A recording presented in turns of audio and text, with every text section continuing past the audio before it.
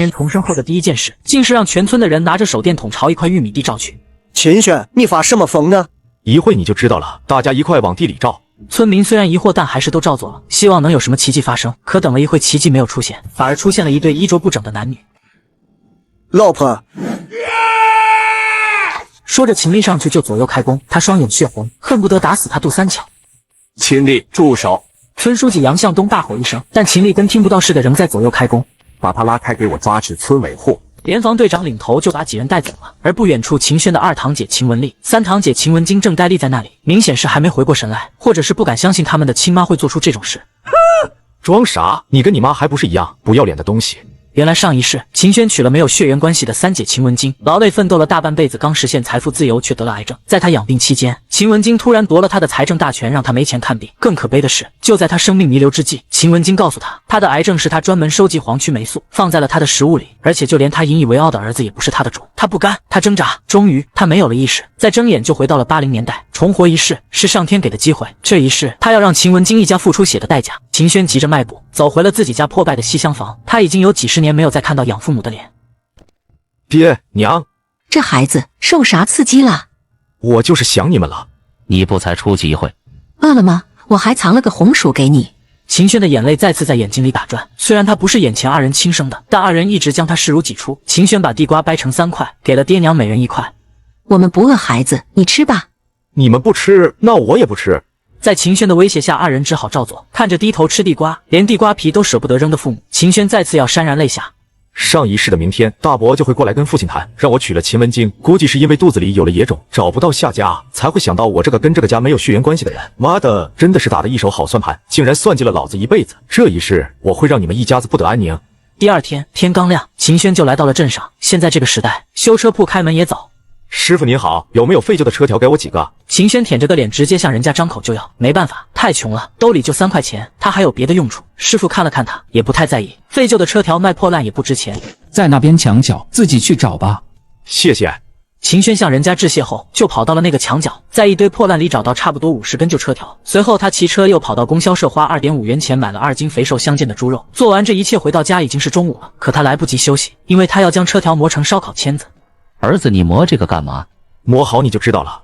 他笑了笑，也不问了，也坐下来帮儿子一起磨。很快铁条就磨好了。秦轩把这些拿回房间开始切肉。肉切好后，他又悄悄地来到厨房拿了一些调味料，因为买不起羊肉，用猪肉必须要提前腌制。儿子，你怎么买这么多肉？这要是让你奶奶看到了，你免不了一顿打肉也得没收。我不在家烹饪，没有香味，没事的。听到秦轩这么说，夫妻2人也放心的去了地里。而秦轩刚将猪肉串好装进箱子，老太太就走了进来。你大小伙子不去干活，你浪啥呢？我今天不舒服，不干活。不干活就不准吃饭。你个龟孙揍的玩意，你不去干就得你娘干，累死他得了。老太太骂骂咧咧说道。秦轩牙根气得痒痒，也没反驳，因为这老太太说的对，他不下地，真就没人帮他娘干活了。就是骂得太难听，所以他要抓紧去赚钱。同志，你这怎么卖的？2毛钱1串，买3串还赠送一个小饼。给我来3串。我要6串，同志。人越来越多，50串10分钟就卖光了，很多人没买到，都露出了失望的表情。不好意思，各位同志，大家明天再来，明天我会多做点。秦轩给大家道歉，人都散了，他也收拾小摊，然后骑车去了国营饭店，拿出1块木炭就找到了国营饭店的负责人。您好，钱主任，我是沙河镇的社员，我这有木炭，不知道咱们这里需不需要？我们的木炭都是外地采购，用量也不是特别大。您看能不能考虑一下我们，也免得您跑外地采购，有质量不好的，我们这包退，您也能轻松找到我。头一回听说木炭还包退，有生产就有失误或者残次品，出现这种情况当然是我们负责。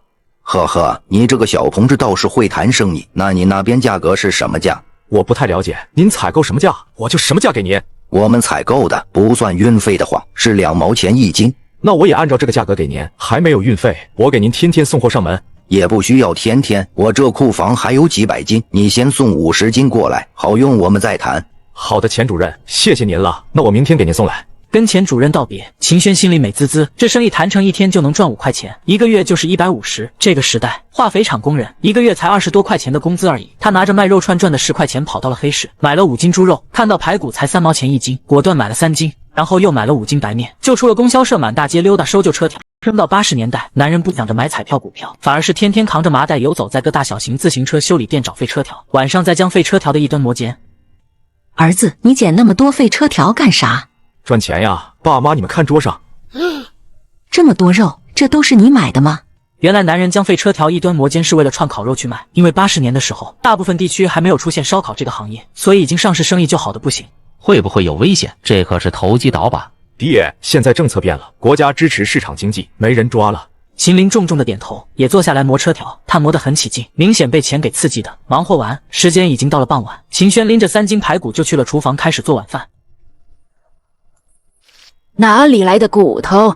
买的呀，总不会是自己跑到家里来的。你个败家玩意，你哪里来的钱？老太太凶道，在她的心里，家里还没分家，钱都得交给她，别人就不应该有钱。你管哪里来的？我没偷你的，又没抢你的。小轩，怎么给你奶奶说话呢？秦林坐在院子里呵斥道，他一直很孝顺父母，父母说啥就是啥，从来不忤逆。腿摔断以后，就连大哥的话他也当成圣旨一样，而就因为这个不反抗、听话的性格，才让钱一世遭那么多罪，那么短命。小龟孙，看我今天不揍的你下不了地，还嘴这么馋，老秦家怎么养了你这么个玩意？行了娘，小轩是出去帮人搬东西赚了1块钱，这才买点肉骨头回来孝敬您嘛。秦丽在旁边打圆场，老太太一听眼睛亮了亮，没好气的白了秦轩一眼就回房间了。秦轩也懒得跟着老太太计较，他现在只想抓紧赚钱，带着父母离开这个没人性的家，然后再找机会弄死秦丽2口子，还有秦文京，这3个人才是该死的玩意。在厨房继续忙活起来，没一会排骨便端上了桌。可当秦轩再去端玉米糊糊返回堂屋的时候，排骨已经少了一半。一顿吃不了那么多，那一半我留下了。说着，老太太扯过装菜的勺子，就拿了个盘子给老头子和他挑肉，然后就是给他大儿子一家挑，还看着他大孙子和大儿子说道：“你们爷俩多吃点，这2天都瘦了。”然后就给秦轩他们家装菜，基本全是冬瓜，然后3块小小的排骨，意思很明显，你们3口人一人1块。奶奶，你是不是有点过分了？我辛苦买了点排骨，给我爹娘增加点营养，你们倒好，全自己吃，给我们留这么点。平时你们偷吃也就算了，现在你们拿我们当什么？吓人吗？小王八犊子，你说话跟谁这么大声呢？你不就是下人吗？你以为你是谁？你拿我当下人？你拿你自己儿子和儿媳妇也当下人吗？我爹和我娘都瘦成啥样了？你眼睛瞎吗？你他妈跟谁这么说话呢？秦丽站起来，瞪着眼睛向秦轩吼道，手里还抄起一个木头凳子，那意思秦轩再这么说话就得挨揍。秦涛也站了起来，他爹动手，他可不准备看着。养了个白眼狼啊！他骂我瞎。老二，你耳朵聋吗？怎么跟你奶奶说话呢？你就愚孝！你没看你和我娘啥样了吗？就这个身板累几年还有命在吗？滚出去！不吃就滚蛋！我买的肉，我凭什么不吃？秦轩说完转身就走了出去，一屋子人以为他怂了，便都坐下准备开动，而这时却见秦轩拎着个菜刀就进来了，吓得王玉珍赶紧去拦儿子。秦轩一把就把他娘拉到了身后，我贱命一条，谁他妈抢老子肉，我就跟他拼命！说着就拐进了老太太房间，把老太太放到自己屋里那半盆拎了出来。你个不孝的玩意，跟谁称老子呢？你把盆给我放下！小王八蛋，你把刀给我放下！你个绿王八，先把自己头上的事摘干净再管我吧。存了3年的钱，只为买3斤排骨为父母补身子。可当他做好排骨后，奶奶和大伯竟将肉全部端走，只给他们家留下了几块冬瓜。看到这一幕的男人直接拿着菜刀对准了自己的奶奶和大伯。小王八蛋，你把刀给我放下！你个绿王八，先把自己头上的事摘干净再管我吧。你！秦丽怒瞪着眼睛，他本来就因为自己媳妇的事过不去这个坎，秦轩还这么叫他，气得他就想冲上去。可是看到秦轩1米8大个还拎着个菜刀，震慑的他着实不敢动。小轩，快把刀放下！都是你个不下蛋的鸡惯的，自己不会生，养了一个还养成个白眼狼。老不死的，再这么说我娘，这就是你的下场。够了，都少说2句，不愿意吃的滚蛋，愿意吃的吃完也滚蛋。哼，我告诉你们，以后谁再跟我娘这么说话，我就跟谁拼命，看看我是不是吓唬你们。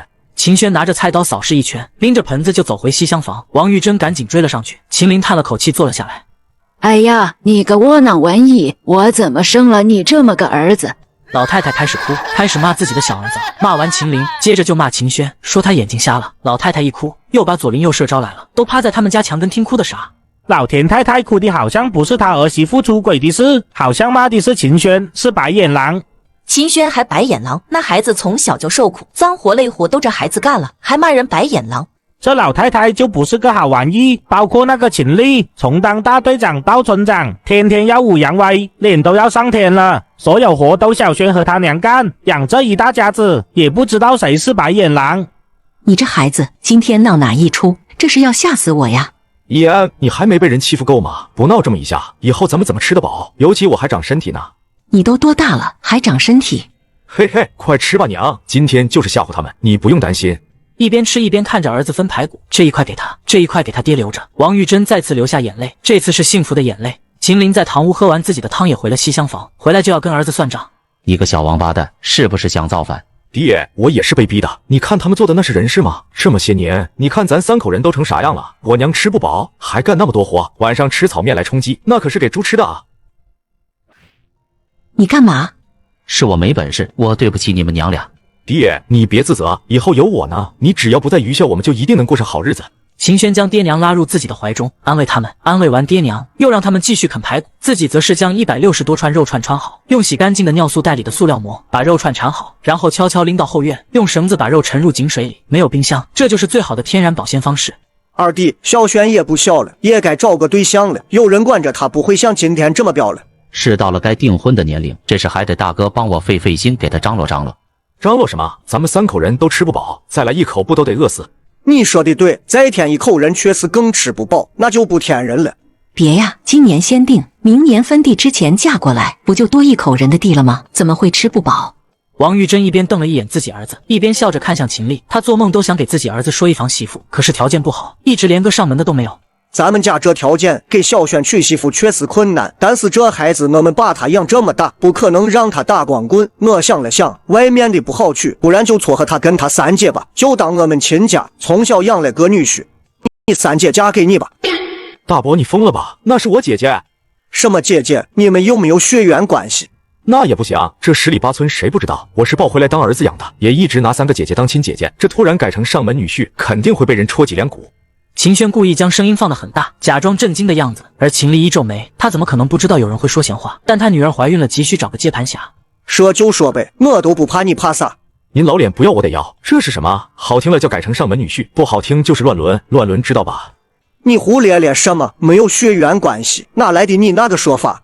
没有血缘关系也是姐弟关系，姐弟结婚就是乱伦。你老糊涂，我可没糊涂。小轩，你小点声，这不是商量吗？秦林听到乱伦这个词就是一哆嗦，赶紧拦住儿子，而秦丽则阴着个脸看向秦轩。我跟你爹商量这事，你小孩子只要等着结果就行了，我们养你长大再给你娶媳妇，别不知道感恩，胡乱说话。小轩说的虽然难听，但也确实会有人会说闲话。这个事你跟文京说了吗？他不是还要考大学吗？我既然来说，就说明文京同意了，学习成绩也不好，他打算放弃了。他对小轩没意见，我也没意见，就看你们的决定了。这样吧，你们3口商量一下，这事确实太突然了。小轩，你为什么不同意？爹，你不觉得事情蹊跷吗？虽然是一家人，但大伯家平时怎么对咱家的，你心里应该有数。突然要把亲闺女嫁给我，这里边恐怕有事吧？这事确实蹊跷，不会文京不是大哥亲生的吧？这话一出，秦轩忍不住笑了。他娘想象力挺丰富，不过正好大伯母搞破鞋，他娘这样想也正常。秦文京是不是亲生的我都不会同意，我又不是娶不上媳妇。小轩啊，爹妈没本事，本来你这么大，应该有人说亲才是，可是一个上门的都没有。那是以前娘，咱们马上就日子过好了。爹，你算算我那些肉串，明天能卖多少钱？32块，我早算过了。除去成本，我一天能赚23块多，一个月就是690块钱，一年赚多少？8000块。呵呵，那你们觉得我还愁娶媳妇吗？所以这娶秦文京就免了吧，不光让人家说闲话，万一他不是大伯亲生的，还会有其他事端。两口子点点头，觉得儿子说的有道理。杜三巧跟野汉子生的，他们想想就膈应。秦轩看到父母点头，露出了笑容，看来他再次回来，把大伯母的事曝光，改变了很多事。第二天一早，秦轩又带着穿好的肉串到镇上摆起了摊，生意依旧火爆，不到40分钟，100多个串就卖完了，还是有很多人没吃到，让他明天再多准备。秦轩点头答应，不过他说今天晚上就会有，不用等到明天。于是抓紧收摊，跑到了国营饭店，找到钱主任，把木炭交给钱主任，钱主任付给他10块钱。钱主任，你们这下午不做饭的时候，厨房可不可以借我用一下？怎么，你还会做菜？不是的，我最近在化肥厂门口摆摊，做一点肉卖，中午的卖完了，想下午再加工一点。需要开火吗？不需要的，我就切生肉。这不是小事吗？你下午过来就可以了。秦轩连连表示感谢，然后就跑去买了5斤肉，又买了2斤面，1条大鸡香烟。买回肉以后，钱主任也没等到下午厨房休息，就临时给他找了个闲置的房间。谢谢钱主任了，您帮了大忙了。说完，秦轩拿出那条烟塞给钱主任。无论什么时代，让人家办事空口白牙，肯定不如送礼实际。小小年纪就那么会办事。爷，你这不会是新疆羊肉串吧？我这是猪肉串，羊肉不好买。哈哈，羊肉你不好买，我好买呀。买不到羊肉，我能买到啊。哦，那您老能不能一天给我搞个10斤？别说10斤，20斤也没问题。那感情好，羊肉现在什么价格啊？1块钱1斤。那看来以后要麻烦钱主任了。秦轩有点小激动，羊肉烤出来不是猪肉能比的，到时候会更香。好说好说，就是你得帮我个忙。什么忙？立马给我烤几串，馋死我了，好多年没吃过这一口了。哈哈，这个好办。钱主任立马跑去拿羊肉，还喊来一个厨师帮着切肉穿串。秦轩则来到后院生火，羊肉不需要腌制，直接就可以烤。很快，2斤羊肉的肉串就烤熟了。哇哦！你这手艺真不赖，有新疆那帮人的味道。要不你别摆摊了，到饭店来，我给你办个正式工怎么样？谢谢您的赏识，不过我还是喜欢自由一点。好，不强求，只要你经常烤肉，我能随时吃上这么一口就成。那没问题，只不过我每天下午能不能借你这个地方一用？随便用。秦轩很是开心，有了这地方每天能多赚几十块。到了晚饭时间，秦轩再次带着东西跑去摆摊了。这一次又是1个小时，160串卖没了。这个时代赚钱真的很容易啊！趁着供销社没关门，秦轩再次跑去买了10斤面，还有10斤猪肉。出来供销社又买了几个肉包子。等骑自行车到家，已经天黑了。怎么这么晚才回来？今天不好卖吗？好卖的很，午饭卖了5斤肉，晚上我又卖了5斤肉。秦林一听，脸上笑开了花，然后询问儿子怎么在外边加工的。秦就告诉了他国营饭店的事，并提议他爹明天开始跟他一起去县城，能帮着一起穿串。秦林当然答应，不光能赚钱，还让他觉得自己不再是个废物。随后拿着肉包子递给他爹和娘。王玉珍再次被吓了一跳，这不过年哪有吃肉包子的？赶紧把房门从里边拴上了。你这孩子，这时候买肉包子，让你奶奶看到非得骂死你不可。嘿嘿，不管他，我们赚钱不就是为了吃吗？秦轩说着，就往他娘嘴里塞包子。一家3口美美的吃了一顿肉包子。吃完包子，秦轩就骑车去了隔壁村把木炭钱付了，然后告诉烧炭的师傅1个礼拜准备400斤。忙完这些，秦轩才回家。可刚赶到家，老太太就叫住了他：“你今天又没怎么下地吧？天天往外跑，那地里的草啥时候能除完？那地都是我的吗？废话，这地不都是咱家的？那咱家是不是就我和我娘能下地，其他人都废物了？你这话啥意思？你还问我啥意思？我少干1天活，你就跑来质问我，其他人不干活，你怎么不问问？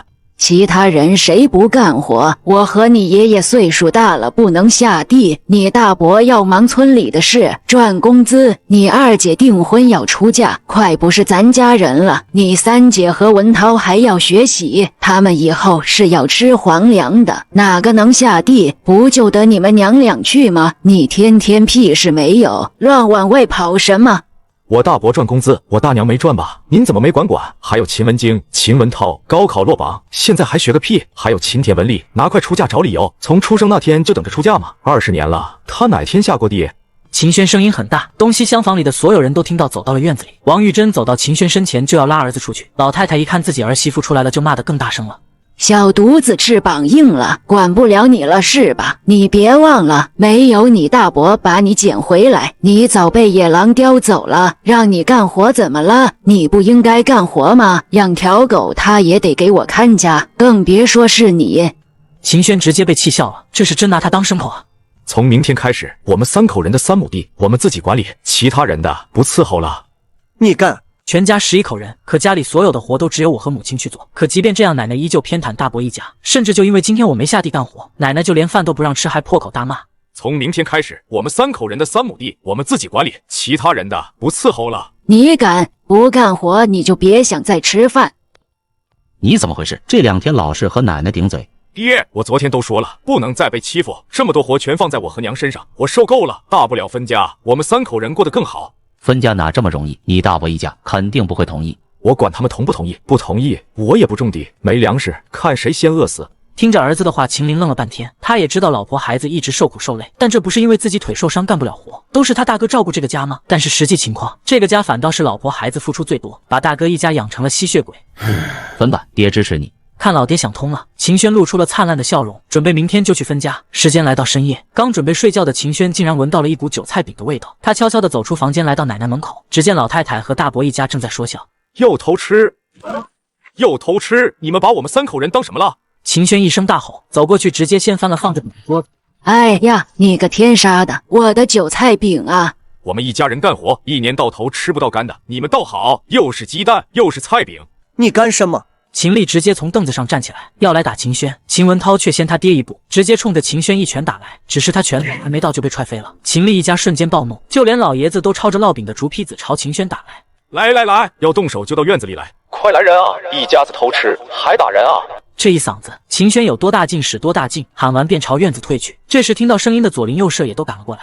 老田家太欺负人了，村长打人了。你给我住嘴！说着，秦丽拿起锄头就挥向了秦轩。众人一看秦丽要打人的气势，赶紧挡在了秦轩前面。你们让开，我要打死这个王八蛋！秦丽，你要干嘛？杨书记，家门不幸啊，养了个白眼狼啊！杨书记，你得为我做主啊！这个天杀的小崽子要造反，连我都敢打呀！杨书记，你可来了！这一家子人打我，都给我过来，说清楚怎么回事！你不知道啊，书记，这小子进我们家就掀了我们家的桌子，还打了文涛。那你也不至于用锄头吧？再怎么说这也是你侄子，你得给我做主啊，杨书记！家里和地里活都是我和我娘干，一年到头都只给我们喝玉米糊糊。他们天天晚上偷吃鸡蛋、烙白面饼，今天晚上还偷吃韭菜鸡蛋饼。我就找他们一家理论，他们竟然集体打我，还骂我是长工，要打死我。谁说你是长工？我奶奶，她不光今天说，几乎每天都骂我是他们家长工。老太太瞪大眼，她什么时候天天说了？她是偶尔会这么说，这小犊子冤枉她。老田太太，你封建思想很严重啊，是不是没被批斗过？我今天没这么骂他。你今天没这么骂，那就是以前这么骂了。你这是什么思想？还搞剥削那一套？书记，我妈没那么说过。没那么说过，你确定？让我查出来你撒谎，这个村长你也就做到头了。杨书记，不管秦丽的事都是我骂的，我只是有口无心，偶尔说说的。哼，有口无心，我看你就是这么想的。对，他就是这么想的。我证明他经常这么骂秦轩。杨书记不能就这么算了，秦丽也不配当村长。哼，有口无心，我看你就是这么想的。对，他就是这么想的。我证明他经常这么骂秦轩。这孩子从8岁就跟着郑公分，我们是从小看着的，能吃苦又勤劳。当年要不是秦林媳妇的争取，恐怕小学你们都不让这孩子读。没错，现在地里活也都是小轩娘带着小轩干，这一大家子，半大小子和姑娘，没一个下地干活的。你看老大家媳妇闲的都去勾引野汉子了。这话太他妈扎心了。现在分产到户，家家都能基本温饱了，还让秦林家3口天天喝稀的，老太太还带着老大家的偷吃，真不是个东西。乡亲们你一言我一语，全都是喷老太太和秦丽一家的。听到乡亲们打抱不平，秦林2口子也有些动容。是啊，都是亲生的，但为什么待遇会差那么多？关你们什么事？咸吃萝卜淡操心，都离开我家院子！老太太恶相毕露，往外赶人。杨书记看到老太太这样，就气不打一处来。行了，都别说了。秦丽，你是村长，你得处理好家里的事，不准再吵架。秦轩这孩子挺懂事的，即便打架，他也没打你这个长辈，也没打他奶奶吧？你拿个锄头一副要杀人的架势，就是你的不对。他打我儿子，比打我都疼。我给你们个建议，分家另过吧。地有了，人口又多，难免有矛盾。杨书记说完就带着村民离开了，家务事还得他们自己家解决。大伯，我觉得杨书记的建议不错，这个家分了吧。小兔崽子，没你说话的份，这个家不能分，我说了算。不分，那从明天开始我们就种3口人的地，你们爱咋地咋地。那我就不让你吃饭。说的我在乎你那一碗糊糊一样。爸妈，我们回房间。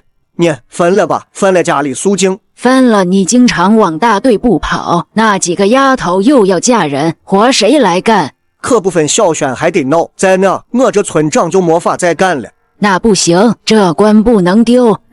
分就分了吧，一群白眼狼！你这孩子怎么突然搞这么大事，都快吓死我了。呵呵，叶安怕啥？他们不偷吃，我也不想这样。你今天做的不错，没有对你大伯和奶奶动手，否则我得打你一顿。就知道您老孝顺，不过打秦文涛比打他们自己身上都得疼。你今天这么一闹，这个家估计要分了。分了才好，分了我带着爹娘吃香的喝辣的。你呀，分家过日子哪有这么容易？行了，你去睡觉吧。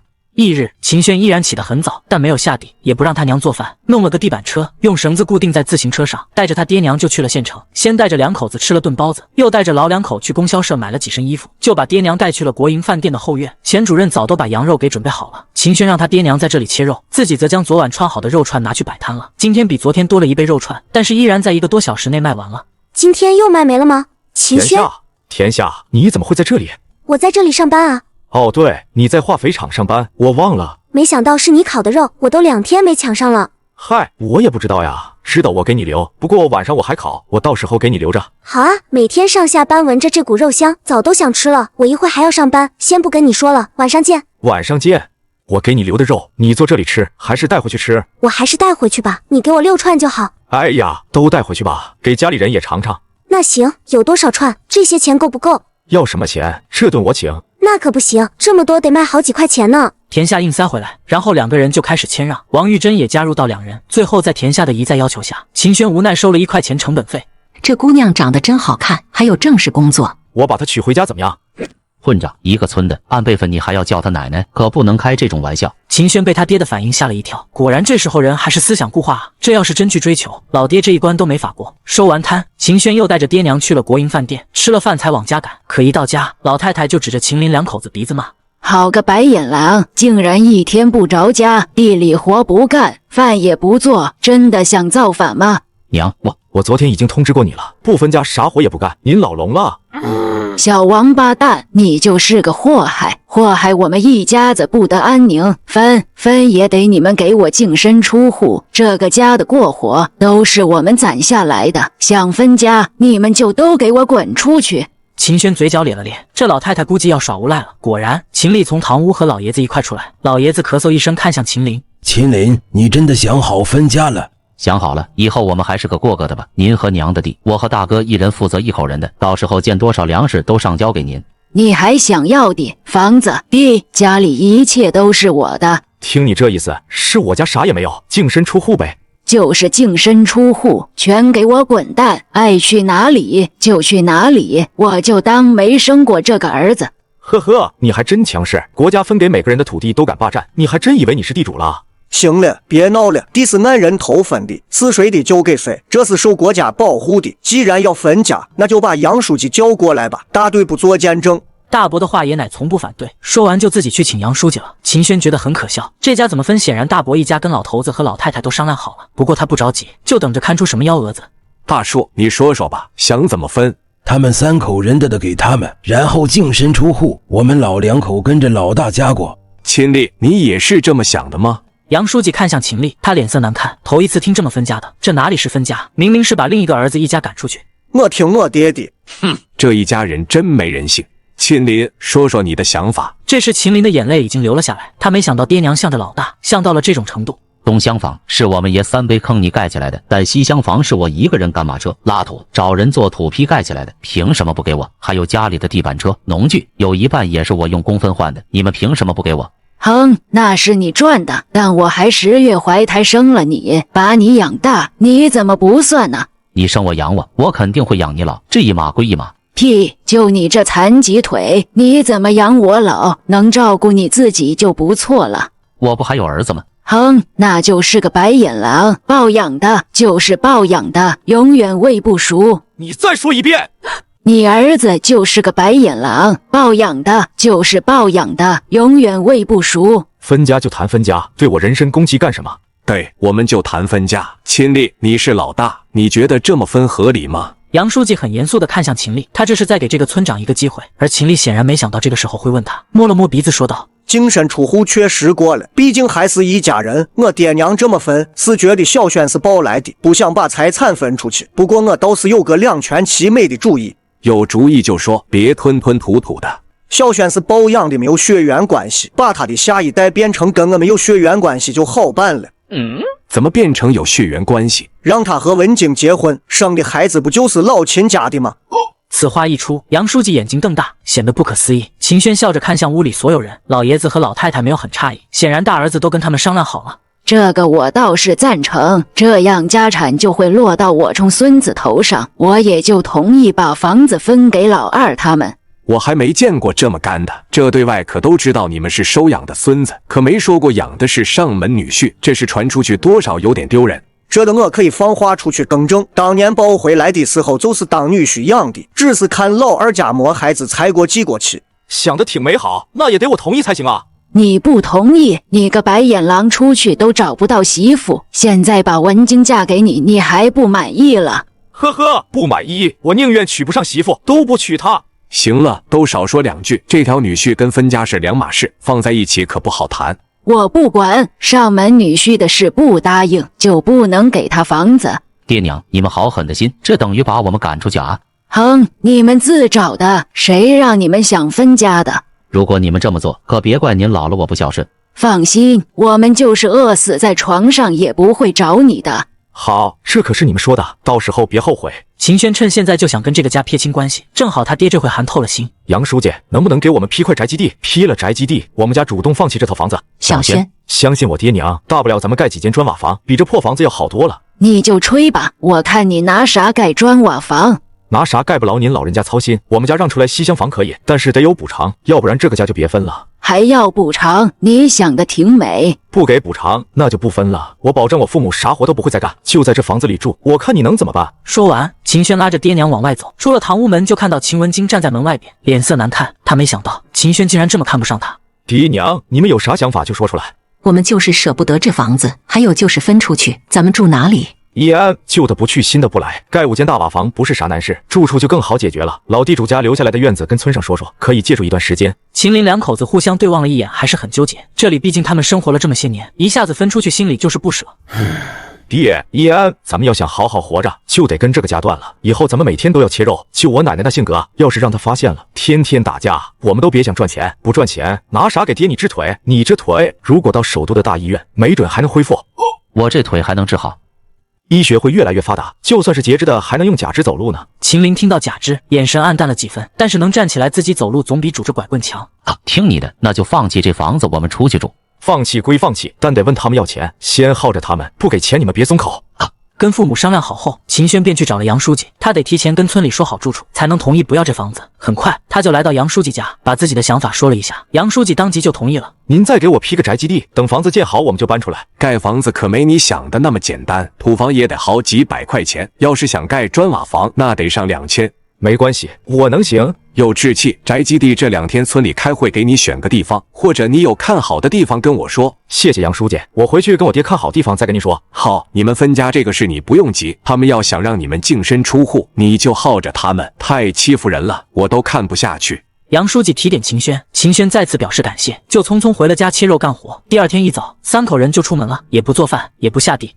这老二家看样是跟我们杠上了。秦丽黑着脸走到堂屋，给老头老太太商量对策。秦可不知道他大伯在家憋什么好屁，他现在就着急赚钱。一早上带父母吃了早饭，就到了国营饭店的后院开始准备肉串。小轩啊，我有个想法，想跟你商量商量。您说，钱主任，能不能让你父亲也学烤串？你中午出去卖的时候，我这正好是饭点，这样你父亲就能在饭店烤，应该也不少卖。这是肯定可以，您真是太替我考虑，太照顾我了。我这么考虑也是为了双赢，本来饭店就要不断创新菜系，能在饭店里售卖，这后院就可以随便用了，不是？不管您怎么考虑，我就觉得您是照顾我。哈哈，好小子，可别那么客气了，我现在去做个炉子，一会就能送来。钱主任说完就骑自行车跑出去了。10点不到，3人就把钱主任准备的20斤肉串穿好了，他也拎着个新做的烧烤炉子回来了。秦轩接过炉子，引火烧炭，开始烤串，烤的不多，就是为了再教他爹一遍，教完就让父亲自己操作。钱主任吃了秦岭烤的串也很满意，随后便是商量定价分钱。秦轩家不出肉，只出人，盈利跟国营饭店5-5分。商量完，秦轩就出摊去了。秦林两口子也忙活起来，秦轩依然卖得很快，2小时就回来了。等他回来，就看到钱主任笑得合不拢嘴。国营饭店这边竟然卖的也很好，2个多小时已经卖了300多串。这一个中午，国营饭店这边烤串的利润是240，也就是说这一个中午我们就赚了120。两口子听到这个数字，激动的饭都不会吞咽了。反应过来之后，饭也不吃了，急忙跑到后院再次忙活起来。晚上秦轩出完摊回来和钱主任算完账，也让他有点小震惊。没想到晚上比中午卖的还多，竟然有340的盈利。父母心情美上了天，坐在秦轩骑自行车带着的木板车上回了家。可刚到家就发现自家的门被锁上了。这是不让我们回家啊！我去找你奶奶理论。累一天了，不要再跟他们生气，安心回屋睡觉吧。说完，秦轩拿起一把锤子，2下就把锁头砸开了。打开房门，就招呼父母进屋休息。秦丽跟老头老太太面面相觑，他们都准备好了，等秦轩发脾气，就出去跟他干一架，然后让老太太假装被秦轩推倒，摔得不能动，让杨书记来做主，让秦轩一家养他。可没想到秦轩却离奇的没有生气。这怎么办呀，娘？等着，我有办法。女人趁着深夜来到儿子门口，等儿子出门的瞬间又故意撞向儿子，然后倒地嚎啕大哭。打人了，瞎了眼了，养了个白眼狼啊！白眼狼打人了。这老太太改讹人了。奶奶要讹人，一会要有人来你就说你腿疼。你咋了？秦轩打我啊！刚才我要进门，他就把我推倒了。这个王八蛋打老人，翻了天了！说着话就向西厢房冲来，可刚冲到门口，就看到秦轩正在抱着自己二弟掐人中。二弟，你这是咋了？旁边王玉珍也哭起来，老太太一听，眨眨眼，不知道怎么回事。这时候左邻右舍的邻居已经进了院子，一部分人去看老太太，一部分人去屋里看秦林。你又咋了？杨书记，你得给我做主啊！我刚才要进西屋门，秦轩那个王八羔子把我一把推出来了，腿都给我摔断了。听到这话，杨书记脸色阴沉地进了西屋门，可一进屋就看到一屋子人在喊秦林。秦林闭着眼没有反应，秦轩悄悄在他爹手心挠了挠，这时候才见秦林慢慢睁开眼睛。秦林，你这是咋了？杨书记，你来了，这到底怎么回事？我娘把房门给锁了，小轩把锁砸了才进屋。我刚准备睡下，就听到我娘一边骂谁砸了她的锁，一边敲门。我正好在门旁边，我就开门了。可门刚打开，我娘就一头撞向了我，把我撞到摔晕了过去。杨书记听完脸色难看，屋里的乡亲听完也是心中大骂这老太太。你好好休息吧，我跟你娘谈谈，看看这老太太又做啥妖。杨书记带着一众人就出了门，秦丽就站在他身边。刚才听到自家兄弟的说法，替老娘捏了一把汗。刚才你说是小轩推的你，你说说他怎么推的你？你刚才进门也不看着点，把二弟撞到了，差点撞没气。你怎么把老二给撞了？我也不知道啊。也就是说，你刚才是跟秦林撞一起摔倒了，没人推你。我也不知道，眼一花，以为有人推我。那你这腿……老太太不知道怎么回答，看向大儿子，大儿子眨巴眼睛，但是天太黑，他也看不太清，没得到大儿子回应，他脑袋转了个弯，讹不上秦轩，讹秦林也行。我这腿可能断了。奶奶，你腿摔断了？就等着这小王八蛋来问呢。断了，这下啥也干不了了，你得照顾我。还等啥呀？赶紧送医院。我不去医院，在家静养就行。静养怎么能行？万一骨头断了，得打石膏。不一定是断了，摸准明天就好了，先观察一晚上再说。你怎么回事？奶奶腿都断了，还观察一晚上，不孝顺。秦轩向着秦丽大吼一声，同时伸手把奶奶抱起，放到自行车拖着板车上，骑着就跑。一路上骑得飞快，把老太太颠簸得直哼哼。你个王八羔子，想颠死我！我不去医院。您怎么能不去医院呢？腿断了得及时治疗。你给我停下！秦轩置若罔闻，车子蹬得飞快，很快离村就1里地了。而这时秦轩来了个急刹车，老太太在地板车上坐着，差点倒仰过去。我忘带钱了，奶奶你在这等我一下，我回去拿。说着，秦轩就解开了自行车和地板车连接的绳子，然后骑着自行车就走。你带上我啊！男人带着摔断腿的奶奶去医院，可走到半路上，他却解开了自行车和板车的连接绳，自己骑自行车跑了。你带上我啊！这大晚上，路两边都是玉米的，怪吓人的。他本来就胆小，现在又是大晚上的，路两边还都是玉米，吓得他赶紧下了板车，想要追秦轩，可又舍不得自己家的地板车，便直接拉着车子往村子方向而去。另一边，秦丽反应过来，推着自己的自行车就去追。杨书记不放心，也让自己的儿子杨中华也骑车跟他一块去。只是他们到村口的时候，神奇的一幕发生了，只见老秦太太拉着地板车一路小跑着回来。这黑灯瞎火的，可吓死娘了。杨中华看到这老太太腿脚利索，哪还不知道发生了什么，就没好气道：坐，天天坐，早晚得把自己坐死啊！说完，掉头就回去了。秦丽看穿帮了，脸色变难看了起来。那个小王八蛋呢？你没看到他回去来吗？他说没带钱，扔下我就跑了。这小犊子是故意的。秦丽叹了口气，带着他娘往回走。到了自己家大门口，才发现好多看热闹的还没散，都在讨论这老太太撒谎冤枉秦轩的事。结果这些人又看到了老秦太太腿脚利索的出现，若无其事的跟着大儿子走回家。乡亲们一阵大骂：这是想讹小轩啊！即便不是亲生的，也不能这样吧？这老太太有点为老不尊了。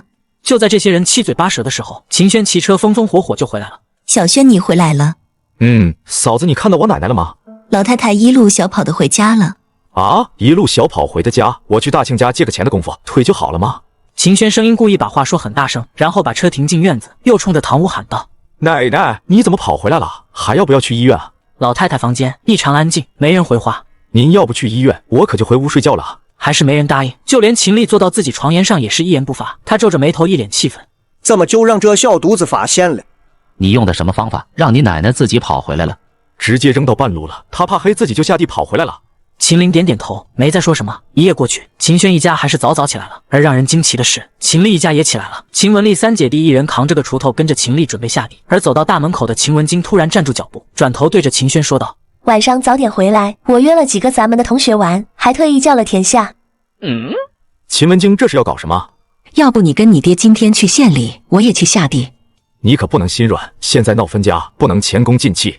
说着，秦轩就拉着自己爹娘坐上了地板车，到了大庆家门口。张大庆也上了车。昨天秦轩扔下老太太说回去拿钱，其实是去了张大庆家，为的就是让张大庆跟他去县里。想当老板，手底下就得有一些信得过的兵。来到国营饭店，秦林两口子就开始干活。秦轩则带着张大庆去买了辆自行车。看到秦轩付自行车钱这么痛快，张大庆一脸羡慕。这几天你先骑我的车，等我们家啥时候分完家，啥时候咱们再换回来。好的，轩哥，我一定非常爱惜。上午张大庆就跟着学做肉串，中午就跟着去化肥厂门口去卖。两人中午卖了100块钱，见到那么多钱，张大庆惊得不知道说什么好。这干嘛？付你工资啊？这也太多了。多个屁！等以后我们会开店，到时候给你股份，将来买房子、买小汽车、娶漂亮媳妇都不是梦。那我就跟你干了，娶不上漂亮媳妇你负责，嘿嘿。秦轩很无语，这个家伙关注的是娶媳妇，买房子车子被他自动忽略。收拾好东西，两人便回到国营饭店接上父母回了家。刚到家就看到秦文京家就出来了5、6个青年男女，都是这个村里上过高中或者在外面就业的。小轩，好久不见。好久不见，你们都来了。秦轩看向其他几个人，有2个女生，一个叫李小娟，一个就是田夏了，还有个男生叫王立军，在机械厂上班，跟秦轩点点头没说话。这年月有工作的，看不上你腿子，所以这家伙一副很高傲的样子。我以为你回来会很晚，你生意太好了。今天我带大庆去帮忙了，所以比平时卖得快。哦，我今天休息。昨天下班看你周围全是人，我还想挤进去给你帮忙的，结果我没挤进去，就骑车走了。下次可不要跟那些人挤，都是大老爷们，容易吃亏。想吃肉跟我说，我给你留。你们俩聊得挺嗨呀，旁若无人的。听你俩那意思，小轩做生意了，摆了个小摊，赚点小钱。那不是投机倒把吗？街道带红袖章的没抓你。现在经济都逐渐放开了，哪里还有人抓？那可不一定哦，有人举报还是要抓的，你得小心点。坏人哪有那么多，只有缺德的，见不得别人好才会去举报。我就是给小轩提个醒，该防还得防。嘴上这么说，但他心里却在嘲笑秦轩越混越差，竟然去摆摊了。想到这里，他觉得自己又高人一等了。我们去河边吧，我让文涛买了几瓶汽水，泡在小河里了，他正在那里看着呢。好。几人边聊边走，到了小河边，秦文京忽然加快脚步，抢在大家之前给大家拿汽水。打开第1瓶汽水，他递给了田夏，第2个递给了李小娟，第3个的时候，秦文涛说道：“姐，我来吧，你喝。”不用，还是我来吧。秦文京说完，开第3瓶汽水。这会天还没完全黑下来，秦轩看到秦文京开瓶的手稍微有些抖。小轩，这瓶给你。这女人紧张啥？汽水有问题。来，我们以汽水代酒，祝大家前程似锦。大家也随之举起汽水，秦轩硬着头皮喝了一口，但是他没有吞咽，假装咳嗽几声吐了出去，然后又趁众人不注意将自己的汽水给王立军调换了一下。你们马上去上大学了，大家各奔西东，见面的时候少了，但是这里永远是我们的家，这一口祝我们友谊天长地久。说完，秦轩喝了一大口，其他人也拿起汽水喝了一大口，然后继续聊天，而秦轩却一直在观察着王立军。秦文京到底想干嘛？我的头怎么有点晕？我怎么也头晕呢？你怎么啦？不知道，头晕的厉害。那先回家休息。文涛，跟我一起把小轩送回家。今天就到这吧，改天再找你们玩。秦文京说完，就和秦文涛扶着秦轩往家走。没走多远，秦轩就假装晕了过去。看着秦轩昏倒，秦文涛就背着他来到了一处柴草垛旁。姐，真要这么做吗？不这么做，他就要分家，以后咱们家活都得咱们干。可是这么干了，对你名声可不好。管不了那么多了，跟他结婚以后，哪还有人在乎名声？你把他衣服脱了，然后你就按照我昨晚上跟你说的，去把咱们家人叫来，尽量不要让外人知道。你把他衣服脱了，然后你就按照我昨晚上跟你说的，去把咱们家人叫来。只要二叔和婶子知道我跟他钻了柴草垛，就肯定会让他负责。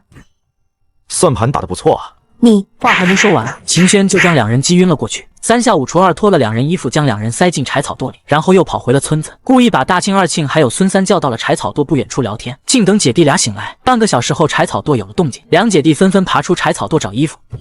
我去，别声张，你们走过去晃一下。3个人毫不犹豫，按照秦轩的指示就过去了。这2天是开了眼了，前几天看杜三巧，今天又看秦文京，这娘俩都被看光了。你们干嘛呢？大庆哥不是你们想的那样。什么不是他们想的那样？该看见的我们都看见了，伤风败俗啊！是你，秦轩，你个坏种，你竟然设计我们！我设计你们，不是因为你们先算计我吗？你刚在河边给我的汽水有问题吧？我已经作为证据保存了，要不要喊乡亲们过来，我们验证一下？你没喝汽水，你早就知道我想干嘛。就你那点演技能骗得了我吗？香哥，饶我吧！上一集是他蛊惑我也是反对的呀。秦文涛开始求饶，他娘刚被人抓到搞破鞋，自己再和姐姐传出个啥名声，那就麻烦了，弄不好学都不能上了。说吧，你想干嘛？这女人这个年龄碰到这种情况一点都没有慌张，看来上一世对她的了解还是不够啊。你这个态度没法谈啊。你想要什么态度？跟你弟弟一样就行。你不要太过分，怎么说我们也是一家人。那算了，你们就光着跑回家吧。别走啊，香哥，我错了。我给你跪下了，现在可以把衣服给我了吗？哼，好，那我们接下来就说说家里分家的事情，不要再让你爹想着怎么把你嫁给我，乖乖的让他拿出补偿费用，我们和平分家。这是我们也没办法，家里我爹说了算呀。那他们3个嘴巴就不能严谨了，一会全村人就都知道你们的丑事了。你无耻，我们啥也没干，都是被你打阴塞进来的。他这个解释你们信吗？不信，我只相信自己看到的。我看到秦文京跟秦文涛钻了柴草垛，差点把柴草垛都干塌。对，我也看到了，还发出了哼哼唧唧的声音。你们无耻！好，我答应了，但是你得保证他们不会乱说。放心，只要3天之内你能搞定和平分家，就不会有任何传言传出去。衣服在那个杂草堆下边，自己去拿吧。你们仨把嘴巴闭严谨了，今天的事情不要传出去。放心吧，轩哥，那一家子人怎么对你的我们都知道，只要能帮助你分家，怎么着都行。好兄弟，早点回去休息吧，明天我们还得早去县里。秦文京和秦文涛怀着郁闷的心情回了家，两人进屋看到正在抽烟的秦丽一眼，像做了亏心事的孩子一样，低着头也不敢看他。对，我不想嫁给小轩，你们还是跟二叔家和平把家分了吧。你说什么胡话呢？我都努力到今天了，不能白费。就是这2天他们去你二婶娘家吃饭占了点上风，但他们不能天天去人家家吃饭吧？过不了几天他们就会回来认错了。他们根本没去我二婶娘家，我今天听田夏说他们是去县城了，而且小轩还在县城找到了活干。他能找什么活？你打听清楚了吗？就听田夏跟小轩聊天说了一嘴，好像说生意很好，不知道具体弄的什么，应该是和肉有关。我说这几天早出晚归的，还拎着个大尿素袋子，原来里边装的是肉。走，去他们房里搜，还没分家就藏肉，反了天了。奶奶，你等一下，听我把话说完。秦文京赶紧叫住老太太，这要是把秦轩逼急眼，把刚才的事说出去就完了。我不想跟小轩结婚，是因为咱们家这么天天闹下去，根本不会有结果。再一个拖时间长了，我的肚子就能看出来了。你个死妮子，都是你惹出来的，你还知道不能再等了？事情已经这样，您除非掐死我。你行了，娘，别闹了。你不嫁给他，爹也想不出给你摆平这件事的办法。山丘大队的李前进一直喜欢我，找人暗示他一下，让他来提亲吧。不行，那人就是个流氓，要不是他爹李茂才是大队书记，早就把他抓了。这个李前进是山丘大队书记的儿子，那这个条件好啊，文京嫁过去肯定不愁吃穿。你没听我说吗？那小子人品不行。人品不行，文京嫁过去给他归拢归拢啊！我不信凭文京的手段还管不了个男人。这话一出，老头子和秦丽眼前一亮，秦文京却撇撇嘴，他奶奶怎么想的他门亲，这是看中人家钱了。那就按照文京的想法办，我找人给李前进投个话，让他来提亲。屋里人都点点头，老太太笑了，觉得这个亲家要成了那就光荣了。自己儿子是村长，亲家又是大队书记，这以后他们老秦家在村子里不得横着走。但随后又想到了二儿子，还有那个龟孙子秦轩，就火气大。秦丽，一会我去对面闹，把邻居们都引过来，然后就去他们屋子里翻东西，把肉翻出来就让他们净身出户。行，一会我陪您进屋子里去翻。老二，还有那个小王八蛋，你给我出来！这特么又咋了？快点给我滚出来！别给我装熊，天天偷肉吃，以为我闻不出来吗？秦轩听到这个话，忍不住笑了，一边往屋外走，一边庆幸今天没往家里带肉。你咋呼啥？谁偷吃肉了？就你个小王八羔子！老太太一屁股坐到地上就开骂，左邻右舍再次被惊动，都纷纷赶来看戏。你别闹了，让人笑话。大儿子，你快点进屋里去搜啊！他有肉偷吃啊，背着亲爹亲娘啊，这个不孝顺的，你得替娘做主啊！你不能，二弟不是那样的人，是不是你看错了？看没看错，翻一下不就知道了。老头子说完就径直向西厢房走去，秦轩没有阻拦，还把他爹娘往旁边拽了拽，给老头子让了路。秦丽一看，扶起自己的老娘也跟了进去，只是3口人翻了半天，别说肉，连个玉米粒都没找出来，老太太都急得流汗了。这要找不到肉，又坐实了他欺负老二家。这番找的功夫，杨书记带着联防队的人来了。翻到了吗？杨书记来了，没有翻到。没翻到就给我滚出来！这一天天的欺负老实人没够是吧？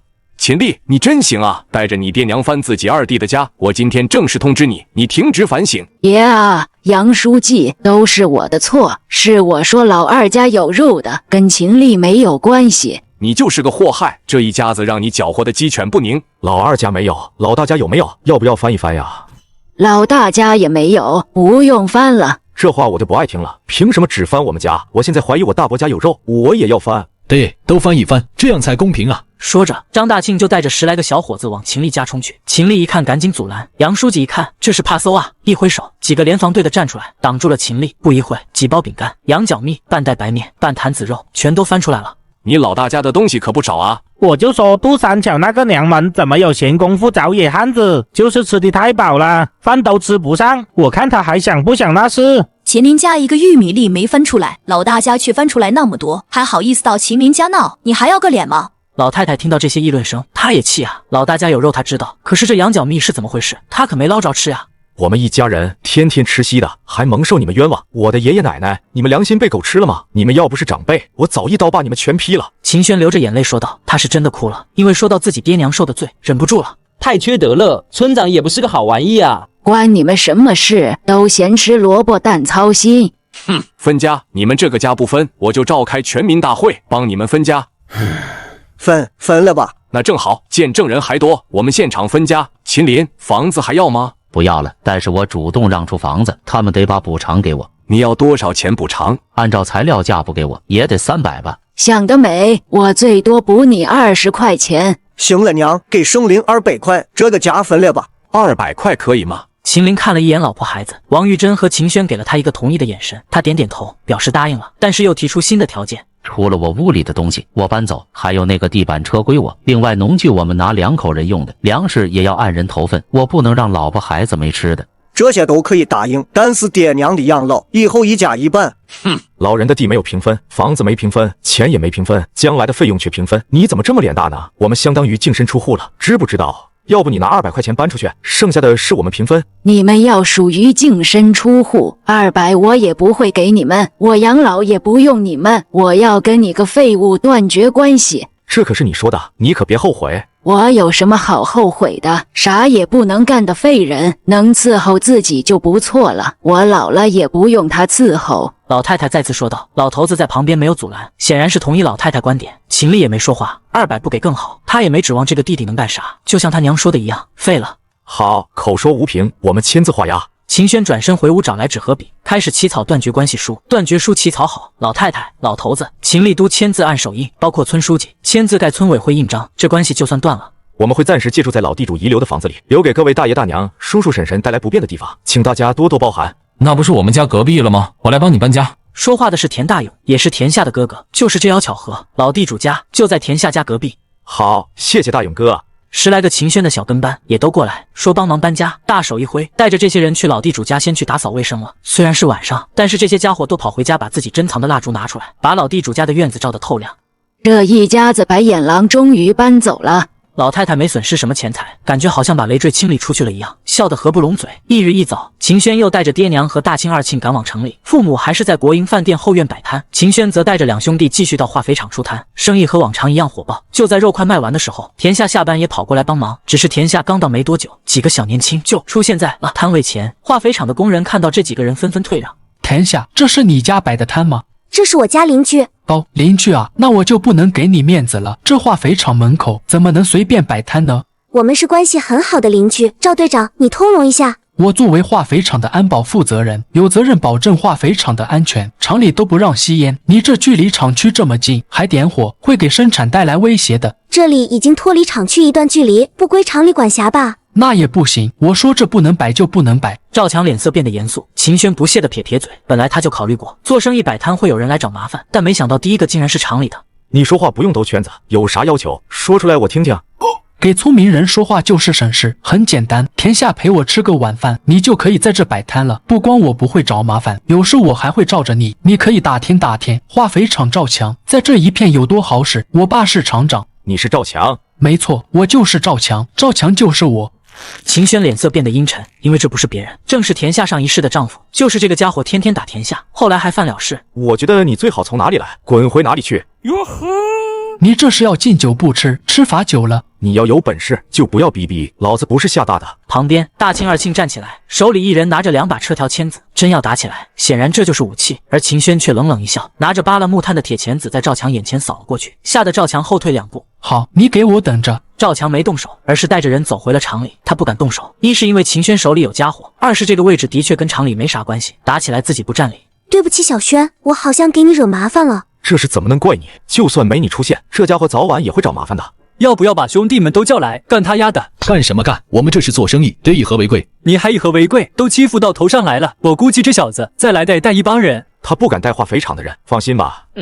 秦轩笑了笑，没再多说，继续烤肉串。4个人很快把肉串卖完了，然后一起去了国营饭店。几个人又在饭店的后院烤忙活起来。而这时几人突然听到钱主任在厨房发起了脾气。你们还能干点啥？不就是牛排吗？怎么就做不好呢？主任，我们这没人会做，做出来要么发硬，要么发柴，谁知道咋回事啊？不知道咋回事，当初是谁拍着胸脯说会的？不会，咱们大不了不拦这个活。你现在让我怎么跟领导交代？被你坑死了！发这么大火啊，钱主任是要煎牛排吗？是啊，县里领导请外宾吃饭，特意给我打电话问会不会做牛排，结果这货不会做，还跟我说会做。钱主任气得直跳脚，这活不揽没事，一旦揽了做不好，那他这个位置就得挪窝了。不就是个牛排吗？我帮你做不就得了？哎呦，我的大兄弟，你要能做好，可真救了老哥哥我的命了。不过你们这牛肉不行，这些部位不适合做牛排。牛排不就是把牛肉切圆了煎一煎吗？我不懂别插话，现在是看到你，我就不讨厌别人。带我去供销社或者屠宰场，我亲自去挑。好，我想现在就带你过去。来到屠宰场，秦轩买了泪眼部位的肉，便回去腌制。等他刚腌制上，钱主任就跑过来告诉他领导已经来了，急得钱主任团团转。老哥，稍安勿躁。秦轩说完便开始制作，他先是做了份中国版的番茄肉酱面，然后便开始做牛排。半个小时后，面和牛排全部上桌。太美味了，牛排7分熟，很符合我的口味。这个面好吃，牛排也这么好吃吗？是的，马厂长，都很好吃，中西方合并，非常不错。呵呵，没想到国营饭店还有这个手艺，我们化肥厂欠老钱一个人情啊。这个老钱有这个手艺不早拿出来，我都是第一次吃到。凯丽女士喜欢就多吃点，再尝尝这个。老外凯丽点了点头，然后插起凤尾虾放进了嘴里，再次点头，说了好几句美味。借着这个气氛，初步达成了协议。以前厂里买进口设备都是南方的贸易公司接洽，这次托人请来了凯丽女士，就是想在外汇券紧张的情况下，省去贸易公司赚的差价。凯丽女士跟贸易公司是长期合作关系，一般不会破例。下午洽谈还没松口，但是这晚饭吃高兴了，就松口了。我能见一下厨师吗？当然可以，把主厨叫过来，凯丽女士想见一见。各位领导好，我是这几道菜的大厨。你做的很好吃，我今晚吃的是这2年最开心的一顿晚餐，这让我想起了我的家乡。谢谢您。凯丽诉说着对秦轩的感谢，然后又拿出外汇券递给秦轩，算是感谢费。这个时期的外汇券不要太珍贵，大城市可能有，他这个县城估计除了政府，老百姓找一张都困难。本着不要白不要的心理，秦轩接了过来，然后陪着梁书记和马厂长把客人送出了饭店。小秦，来饭店多久了？梁书记一边问，一边打量着眼前这个不卑不亢的年轻人。他工作这么多年，普通老百姓一般见到他这么大的官，都是眼神躲闪、紧张。可是这个年轻人竟然一点害怕的意思都没有，这让他对秦轩产生了极大的兴趣。田书记，小秦不是咱们饭店的人。哦，这是怎么回事？小秦就是和咱们饭店合作烤肉串的。哦，我听说肉串烤的也不错，你索性就跟着饭店干吧，饭店就缺你这样的人才。谢谢梁书记的好意，我这人有些散漫，现在国家放开私有经济，我也想凭个人实力做点喜欢做的事情。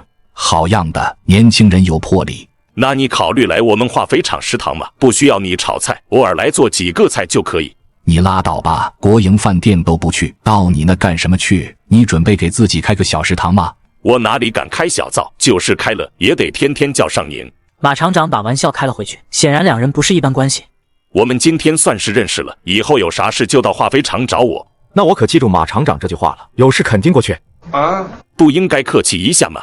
小王，你给小秦写个我的联系电话。您好，我姓王，是马厂长的司机，这是马厂长的电话。王同志，化肥厂是不是还有个赵厂长？有是有，不过那是副厂长。老弟啊，老哥，我不知道怎么感谢你了。我说钱主任，你管我爸叫弟弟，又管我叫弟弟，乱套了。嗨，各亲个叫呗，以后你就是我钱万山的好兄弟。行，以后我就不叫你钱主任了，就叫钱大哥。钱大哥，你抓紧让厨房炒几个菜，我得带回去。今天上午邻居帮我修房子，我得请人家喝酒。好，我来安排。钱主任说完，屁颠去安排了。回到家后，几个男人刚坐上桌，秦轩就拿出来4瓶茅台，这是他去饭店前台拿酒，钱主任硬塞给他的，1瓶11.5元，平常人家见都没见过。茅台，小轩，你拿这么好的酒干嘛？我第一次跟您老喝酒，必须上好酒啊。行，小轩这孩子可以，不光干活是把好手，这说话办事也是比很多人强。您老过奖了。秦轩笑着回应，内心当中却在想，不知道您知道了我喜欢您闺女，还夸不夸奖我了？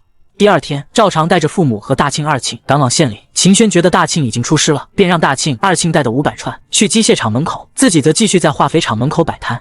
小子，剩下的都给我，我全要了。好的，您稍微等一下，我这就给您卷饼。卷个屁饼，我们直接吃。好，还真别说，真他妈好吃。好吃，咱们也烤，明天我也在他旁边支个摊。那感情好，这玩意儿不就是把肉烤熟吗？我来给你打下手，不要工钱，管我吃肉就成。几个人一边吃一边用话语刺激秦轩。吃完肉串，更是把串肉的车条往旁边的泔水桶里一扔。几位，这车条是要回收的，请各位不要乱扔。要哈，这破车条你还要啊？早说啊！想要一会自己去捡就可以了。兄弟，肉烤的不错，晚上我们再来吃，多给我们留点。把钱付一下吧，还有车条钱，一共8块。你说什么？我没听清。我说几位付一下钱，一共8块。哥几个吃东西是给你面子了，知道不？你打听，我们啥时候付过钱？现在付钱就能了事，如果不接受，我只能让你们去桶里给我捞签子了。敢跟我们这么说话，你是吃了雄心豹子胆吧？二毛说着就一个大摆拳照着秦轩面门砸去，秦轩没有躲闪，直接抬胳膊挡住这一拳，另一只手一个大耳刮子就呼在了二毛脸上，直接就将二毛呼晕了过去。其他2个混子见状纷纷出手，只是就在俩家伙向秦轩挥拳的时候，身后脖梗一人挨了一手刀，差点砍得2人昏死过去。俊哥，浩哥看到出手的人，就像耗子见了猫一样，恭敬地打了声招呼。秦轩也很诧异，出手的人他认识，正是马厂长的司机王同志。你他妈正事不干，又在欺负人是吧？俊哥，这都是误会。带上你的人赶紧滚，再让我发现你欺负人，见一次我打你一次。是。站住！这位兄弟，还有事？你是不是忘了啥？浩哥眨眨眼，突然想起什么，拍了一下自己的脑门。给钱，我给钱，多的不用找了，是对那些签子的赔偿。晚了，肉钱5块，签子你得去桶里捞。俊哥，我错了，给弟弟求个情吧。我没那么大面子，你把人家签子扔水沟里，你不捞谁捞？这位兄弟，能不能看在我哥的面子上，饶了我这一次？你哥是谁？浩哥转头看向军哥，秦轩一看心中了然。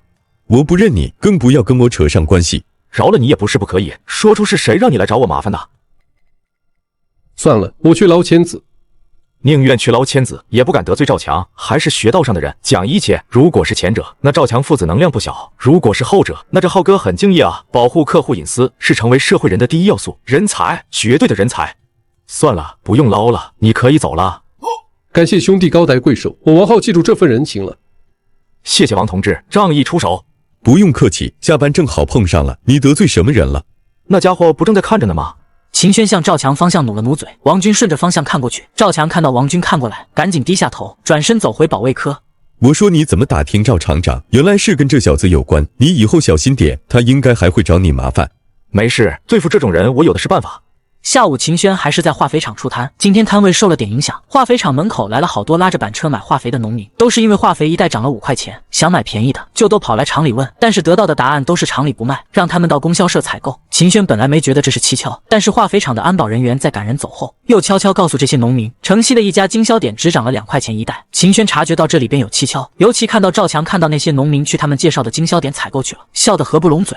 正想着怎么对付你呢，自己送上门来了。晚上秦轩将烤串卖完，就骑车来到了城西那个化肥销售点。那地方没有挂牌，是个简陋的仓库，有几个人围着仓库转悠。秦轩没有惊动这些人，悄悄离开了。回到国营饭店，他让二庆今晚就蹲在城西盯着那个经销点，自己便带着爹娘和大庆回了家。而刚到村口，就看到一男一女从村里骑着自行车出来。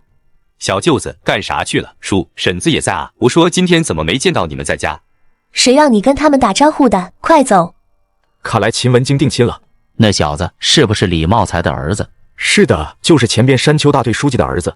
这大哥还真有本事，又攀上高枝了。拉倒吧，他那是攀高枝，有他哭的时候。我可听说这小子名声不怎么好。他们家的事我们就不管了，过好过坏跟咱们家没啥关系。放心吧，他们的事我们不参与。秦轩听到这话放心了许多。三口人刚到家，大庆的娘就来了。这2天秦轩带着大庆去赚钱，张大庆回来就交给他娘了。这农村妇女哪里见过这么赚钱的？1天5块，1星期就赶上人家1个月了，所以就想来增进感情。文京今天定亲了，听说婚期都定了，就下个月初9。下个月初9还有10几天，我亲爱的姐姐，到时候给你送份大礼啊！大功告成，大家都来尝尝。好吃，太好吃了！你这孩子怎么做出来的？瞎琢磨，好吃您就多吃点，一会回家我再给你们装一点。好好。田夏，这个你给婶子送过去，再问她有没有时间来我这里帮忙穿肉串，1晚上给2块钱，今晚就能上班。好，我这就去。小轩，那我可以来吗？我有时间。当然了，婶子。